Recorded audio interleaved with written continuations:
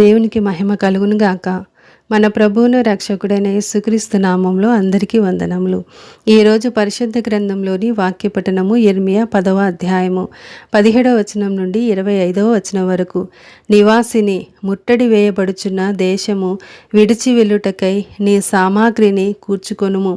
యెహోవా ఈ మాట సెలవిచ్చుచున్నాడు, నేను ఈ వేళను ఈ దేశ నివాసులను విసిరివేయుచున్నాను.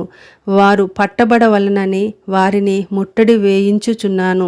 కటకట నేను గాయపడి తిని, నా దెబ్బ నొప్పి పెట్టుచున్నది.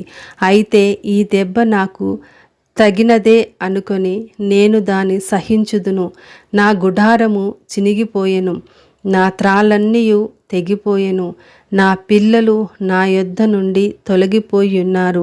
వారు లేకపోయిరి. ఇక మీదట నా గుడారమును వేయుటకైనను నా తెరల నెత్తుటకైనను ఎవడునూ లేడు. కాపరులు పశుప్రాయులై యెహోవా యొద్ద విచారణ చేయరు గనుక వారే వర్ధిల్లకయున్నారు. వారి మందలన్నీయు చెదిరిపోవుచున్నవి. ఆలకించుడి, ధ్వని పుట్టుచున్నది, దాని రాకధ్వని వినబడుచున్నది.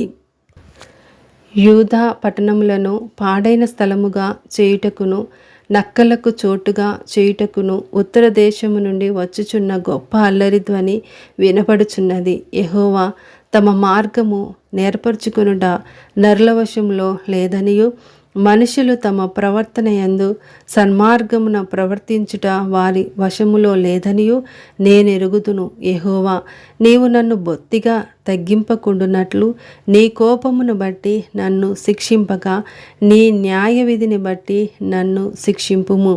నిన్నెరుగని అన్యజనుల మీదను నీ నామమును బట్టి ప్రార్థింపని వంశముల మీదను నీ ఉగ్రతను కుమ్మరించుము. వారు యాకోబును మృంగివేయుచున్నారు. నిర్మూలము చేయవలనని వారు అతని మృంగివేయుచున్నారు. వాని నివాసమును పాడు చేయుచున్నారు. ఆమేన్.